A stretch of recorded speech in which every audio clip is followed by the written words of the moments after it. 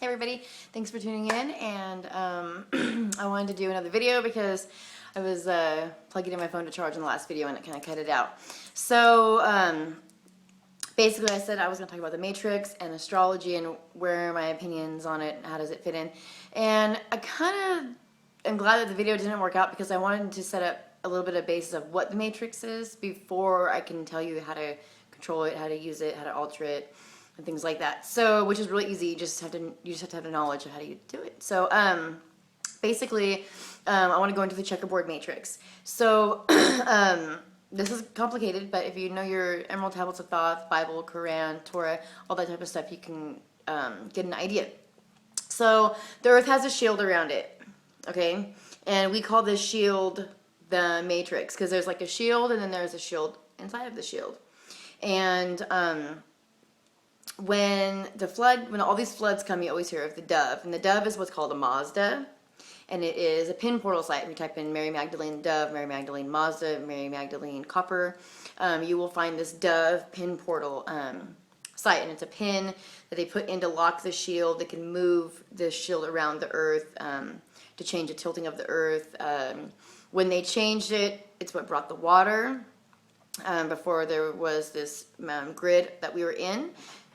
There was no rain. It was just a mist that came up from the ground.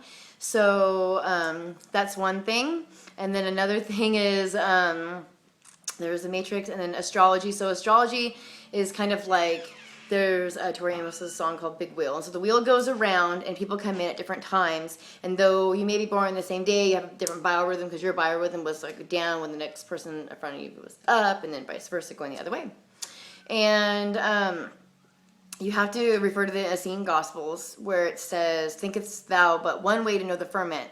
And that is that if there was tiny holes poked in the sky in which the glory of God came through, and you know there's a Venus portal, the Eye of Horus, all these different places go, all these portals in there, they go from different places. People say like Jesus turned into Venus after he ascended, all this different stuff like that. So you might say that he ascended through that Venus portal,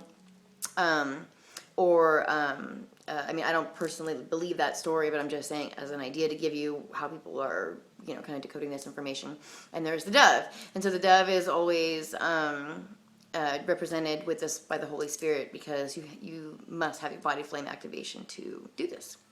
And the body flame activation site for Western United States is in Visalia, California, right here in this town where I'm at. And that is one of the places where I got some of my spiritual gifts was actually at that site. So, and then there's the matrix. So the matrix is like there's this grid within the grid that goes around the earth. And whenever you hear about them moving it or messing with it, you hear about the dove showing up, the birds showing up. And so that's one way to think of it. And then during the flood of Noah, and then also when Jesus got baptized, and John the Baptist baptized Jesus, and you hear about this dove coming. So there's that. Now the matrix. The Anunnaki matrix is what's referred to as the checkerboard matrix. And Anunnaki is a broad term. That means they who came from heaven or the fallen ones who came. So they put in this checkerboard matrix. Now the checkerboard matrix is the world of duality that we live in today.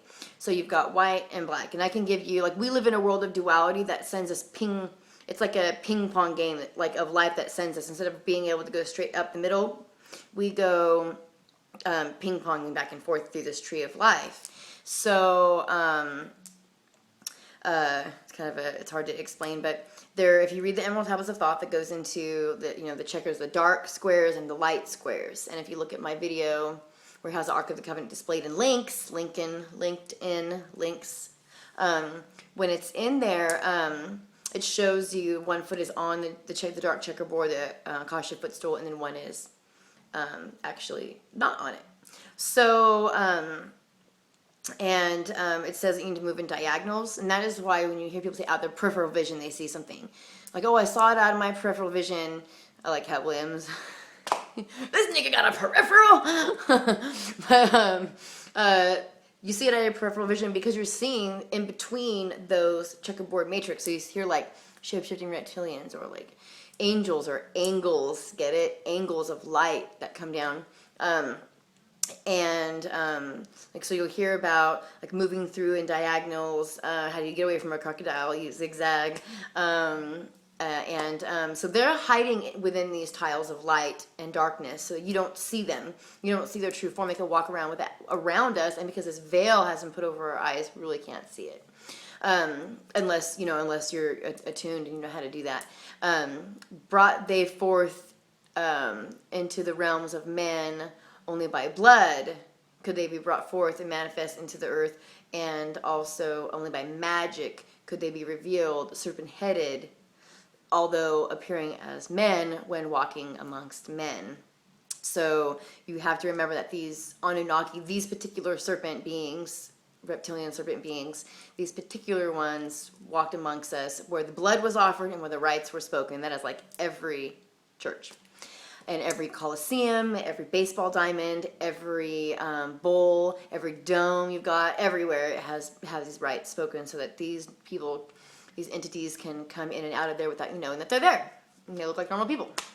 And so when you hear about shape-shifting reptilians, that's what a shape-shifting reptilian, not necessarily like what they're saying. Not that they don't drink human blood, not that they don't eat humans. I'm just saying, and not that they do. I'm just saying, like, don't get it twisted. So, and basically, different people incarnate from different places at different time, and that's where you come in. That's your star chart. I really do recommend going to 13 Signs Astrology, and he does for $13 readings all day, all night. And they're not psychic readings, it's just your astrological chart. If you ever had an astrological chart before, you knew when you were born or where your star system was, and it was under the 12 signs, and you're going to need to get a new one because the 13th sun is coming. And a new day has come, so a new dawn. So you have to kind of, people are shifting. Like I was a Scorpio before, and now I've turned into a Libra. So and that was like a definite shift. Like I think everybody in my life noticed. It was almost to the point where, you know, I've outgrown a lot of friends and stuff like that. And I can talk about that on a different one. And this is a process that started with me, like I said, a long time ago when I was 13. So, and it's just been going as I go. So. It's a lot to go over, but you know, we have one cycle.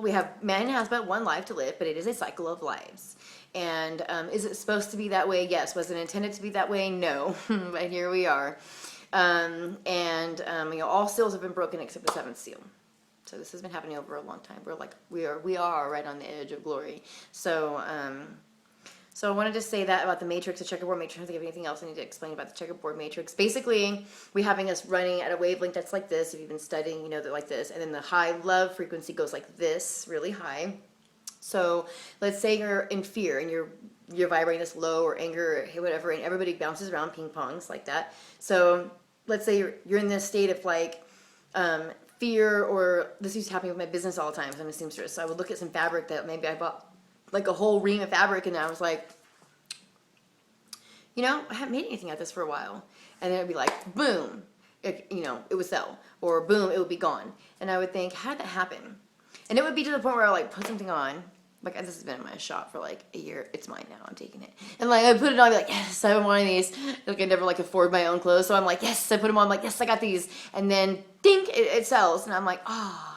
You know, I have to like make it, find fabric, you know, take it off right after I put it on, you know, like stuff like that. It would happen like within the hour almost. So you have to remember that like while you're at this low frequency, they can tap into you. Like you might see, like when you talk about the demonic warfare, it'll go from one person, you'll shut one person down in your life, and it's like immediately the phone will ring and it'll be the next person. They've got some shit to dump on you. And then the next person calls and they're ready to puke all over your face. And it just goes boom, boom, boom, boom, boom, boom, boom when you shut it down. And it's weird to think like if you had not shut that person down when the next people have called.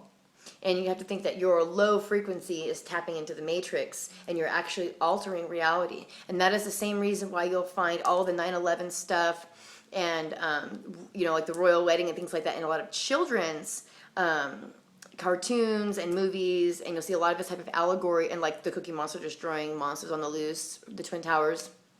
And that's why you're going to see stuff like that in children's visual graphics, because putting into the children's mind and their imagination is so powerful that when these people, these entities, you put it into the kids' minds, it stays, it manifests. So they can really actually manifest reality through the power of the mind, especially the children's minds.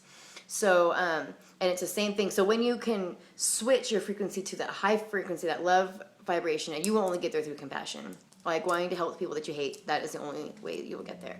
And when you're able to do that, you have to have like every thought. It starts with your thoughts. Like every thought, motion equals emotion. That's Tony Robbins. Motion equals emotion. Like get it going, get it started, and then you can move past and change your thoughts. When your thoughts start to change, because constant thought equals action. Action requires a choice requires decisions and all these different things that you do, actions, and then your actions determine your character, and your character determines your destiny. So you have to, motion equals emotion. That's what Tony Robbins always says. I did that like in 2000 and 2003, and it's important to know that because they say if you're not feeling good or you're having a bad day, get up, put your shoes on, do your makeup, feel good, go out, and motion equals emotion.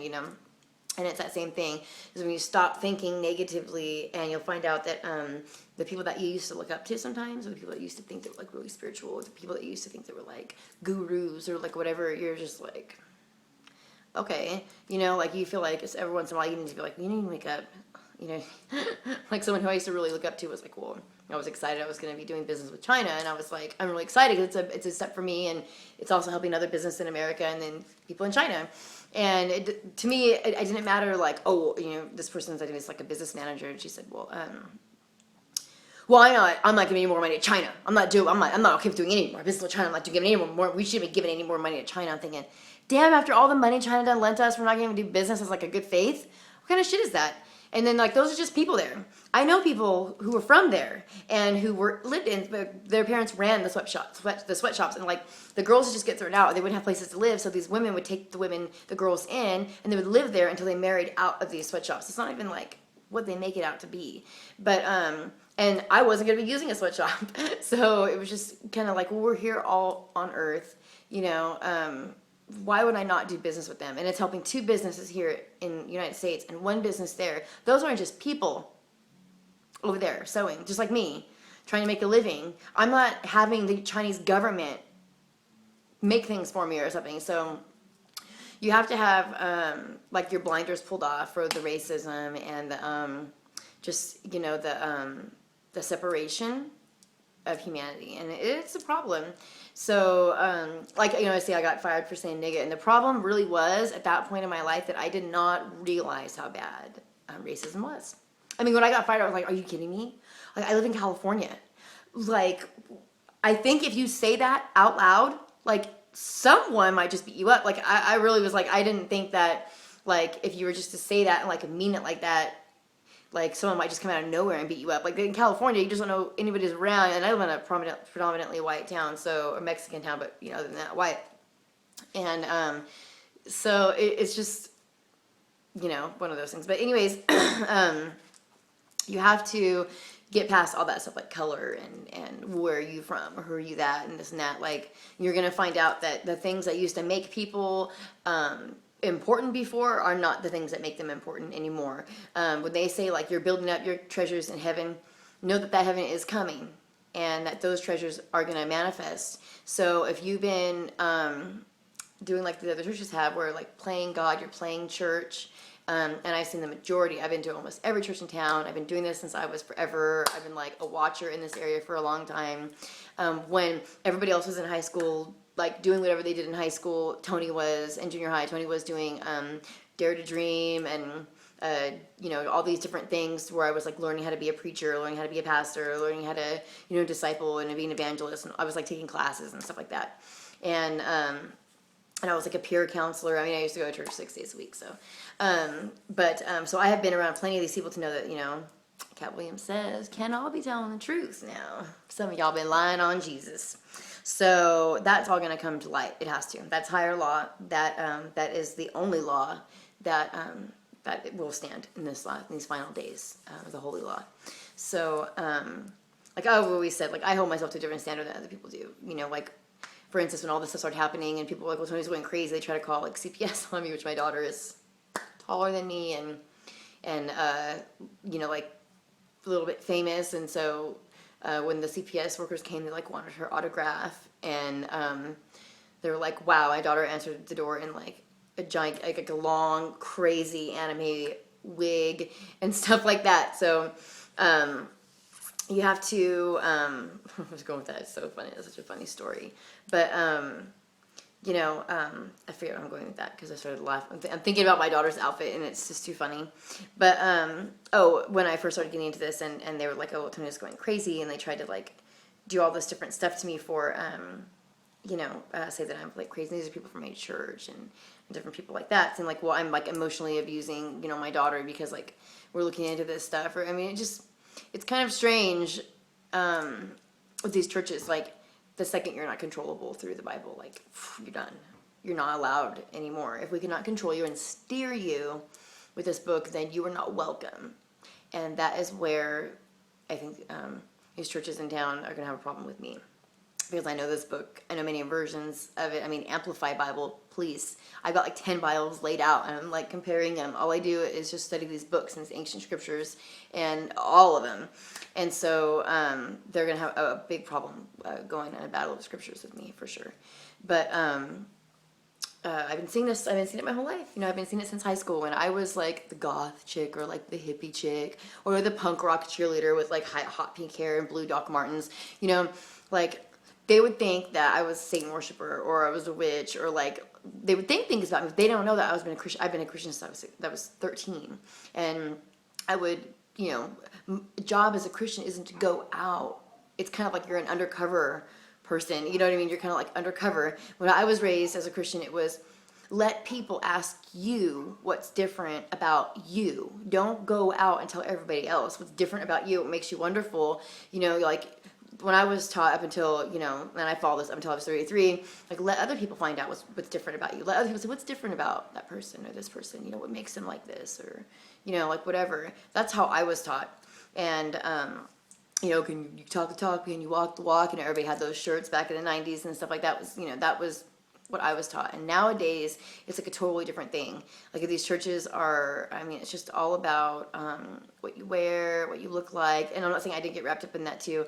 I'm just saying, like, that's all it is for these people. And it's all about your stature and your class and what you do for a living, how big your diamond is, how many kids you have, what kind of car do you drive. And at some point, I'm just taking off. At some point, it came known to me that I was never going to be holy enough for these people, rich enough for these people. I was never going to be white enough for these people. I was never going to be plain enough for these people. And I was never going to be prude enough for these people, because you have to understand, your girl right here started an entire business based on housewives being sexy. I started an entire apron business. I don't have it in here, but like, I was on the cover of the paper, and I've been on TV and stuff like that for doing this. And I design like slutty aprons because in 2003 I was a housewife for 5 years, and I wanted like something sexy, and I didn't want to like my grandma's apron. You know, I kind of wanted something like a little bit slutty, a little bit sexy, but still, you know, June Cleaver-ish, you know, something you could like wear in front of people, but then wear with nothing too. And so that's how my whole thing started, was I wanted women to know that, like, you're never just a housewife, or you're never you know, just like a mom or whatever. Like, that's like the most important business, you know. So going into that a little bit, so it's just like, that's why I get mad. This church that I was in, also, just on a tangent, like, they're actually, like, that's why my husband and I even got married. Like, we weren't even going to get married. We were just like, this is a bullshit institution, and we know what marriage is really biblically, and we don't need to do like this paper. Not that I'm saying that I regret doing it, but we didn't. We spent all that money and everything because my church required us to do that, to be active married, a couple in the church, with our children being able to be like brothers and sisters, because he has children too.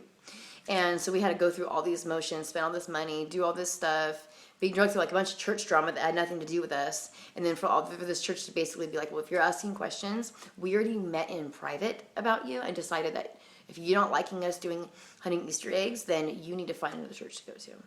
And you're like, okay, 30 years with a group of people, you're like, you know, it's like, well, fuck you then. And I feel like some people take advantage of Christianity. And I've always been a firm believer that Jesus was no pussy. You know, there's a whole period of his life missing that I've had the idea for a long time that the pagan gods that were left over, that he murdered them. That he didn't murder them, but he killed them. He did away with them because they were here doing all this sacrifice and enslaving humanity. And they don't want to tell you about that because they don't want you to know that Jesus was a badass. So I feel like because like people put this Christian label on me, I feel like maybe they don't think that I will spit in their face, like, or something crazy. Because when people say stuff like that to me, it's like profane. It's like profanity. It's profane to me. It's disgusting. I want to spit in their face. Like, I just think, okay, Tiffany, like, or any other female at these churches, like, people have like said some shit to me and a couple times in churches that I just been like, you never know what some bitch is capable of. Like, I might just rip your face off. You don't know me because I'm in church with you. You think that you can talk to me like that, or down talk me, or say that like I copy all my clothing styles, or like tell me to keep it real. Keep it real, bitch. You keep it real. What do you mean? I've been keeping it real since I was born. So just like all the time, like snide comments at me all the time. And so people are like, Tony, why are you upset? And it doesn't seem like you really like belonged in the church. Well, I didn't, but it was like the end of the road for me and my husband as far as like finding churches in town that we could like even just squeeze in, even though we were like dark and more black and everybody was still like anti-establishment or like a hippie church. So we felt like we still had a like mindset. But the people that are running that church are Gap all the way. They are Banana Republic. They're Hollister. They are overprivileged Trustafarians who pose as hippies and musicians and Christians, worst of all.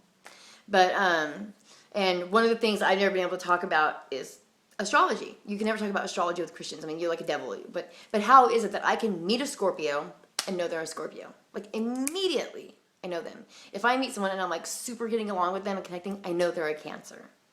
Because I connect so well with Cancers, and I always have. It's kind of like something I looked into because it was a phenomenon. So there's that. And then the checkerboard matrix, another thing to think about is when you do graphic, Photoshop, what do they give you to start your slate on, to build your world on, is a checkerboard matrix. So I'm kind of pulling away from the church story a little bit because that's a whole other story. I don't want to get into it too much because I can just go on and on. But so that is my opinion on the Matrix. We're definitely here. The Matrix is put into place to protect the God world. So when you hear people go like, we're a prison planet and we're this and we're that, well, so we're supposed to be free so we can pollute all the other planets? Because there are beings here walking around that are not evolved, yet their bodies are evolved, but their spirits are not. They're dark, and they're in human bodies, and they cannot go onto these other planets and these other planes. God worlds are not necessarily planets, they're levels, planes, and so these people cannot ascend. Those who have been chosen to be able to go on and ascend know who we are. We know who we are. Like those like me from the Jesus Collective, and they're it's not like the elect where you think like, oh, you think you're a big deal because you're elect. No, nope, higher than that. Sorry. Actually, there's less of us. What I am, there's less Christs. There's less Messiahs than there are elect. And everybody serves their purpose. There's no person who's bigger than the other one. I mean, like, ooh, so-and-so thinks they're elect. They think they're this and that. They think they're big. Well, wait, stop.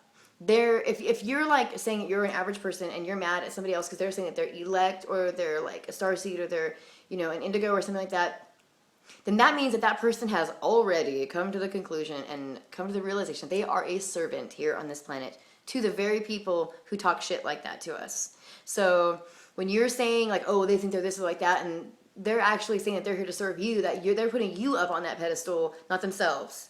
I'm not putting myself up on this pedestal. I'm saying, like, you guys are the ones who are supposed to be up on that pedestal, and we're here to put you there, not put ourselves there. So, and then I'm going to do another video and talk about myself a little bit more. I didn't want to, but so many people are like, Tony, a lot of people don't understand what you're saying because they don't really know you. And there's a lot of crazy people talking about this kind of stuff, and I think it's beneficial maybe to get to know who I am a little bit, and you can understand where I'm coming from, I guess. Definitely I've had my struggles through this journey, but it has been a journey, and it's worth telling. So I will continue My Supernatural Life episodes and just telling about summoning angels, demons, fighting demons face to face, like real flesh right there, fighting demons, having like their veins, like worms lay on their skin, like we've just seen some crazy stuff just of late. So anyways, that's it. I hope that summed up the video on the Matrix. I wish I could talk more about it. I just didn't remember everything that I was going through on that video. But the Matrix is controlled by a glove also, and it's also symbolized by rings around the earth. This is probably what I was going into. And you see like all these different people with this mechanical glove. That's how you control it, and it's in the Stargate movies, the Stargate show as well. They have this glove and it controls everything. You've got Bieber got it, Bieber's wearing it, Gaga's wearing it, Beyonce is wearing it, and Beyonce sings, if you like it then you should have put a ring on it. Okay, she's literally talking about a ring on Earth. If you liked Earth then you should have put a ring on it. If you liked Saturn then you should have put a ring on it, because the rings around Saturn are fake. They're not even real. They have NASA pictures of them actually repairing the rings around Saturn. So what happened was, is Saturn has a certain energy, okay?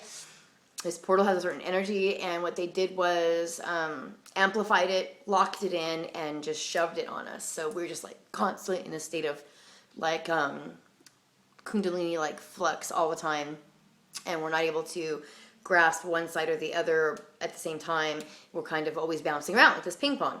And that's what they also intend to do to Earth, is just to lock it down. And there's already a ring around it. They want to really put that ring on. And when they activate that ring, biospheres, and when the biosphere comes, Judgment Day device gets used. And when they use the Judgment Day device, you, my friend, are gone if you have not figured out this plan. You are either part of the depopulation plan or the depopulation program. And if you're part of the program, then you are planning to be wiped out. If you are part of the plan, then you have already been initiated into these orders, and you know what your position is, or you're just finding it out right now. So that's crazy stuff, I know. I'm headed out. It's Saturday night. I got my spikes rocking. Gotta make sure I don't have any lipstick on my teeth. We're good to go. Bye. Have a good weekend.